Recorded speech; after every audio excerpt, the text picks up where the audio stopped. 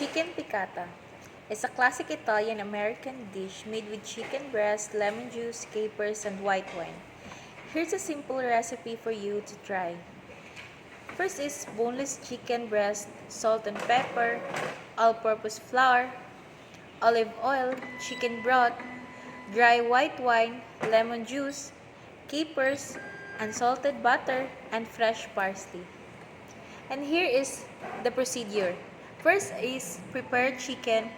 Season the chicken breast with salt and pepper. Dredge each chicken breast in flour, shaking off the excess. And second is cook the chicken in a large skillet. Heat 2 tablespoons of olive oil over medium-high heat.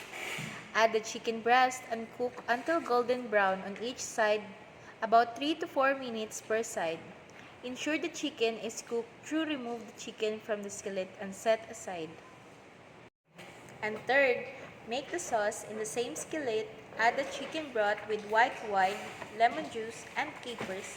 Scrape up any brown bits from the bottom of the pan with a wooden spoon. Bring the mixtures to a boil and let it reduce by half about 5 minutes. And fourth is finish the sauce. Reduce the heat to low and add butter. Stir until the butter is melted and the sauce is smooth. Return the chicken breast to the skillet, spooning the sauce over the top and let them heat through about 2 minutes. And last is serve. Garnish with chopped fresh parsley and serve immediately, preferably with pasta, rice, or steamed vegetable. Enjoy your chicken piccata.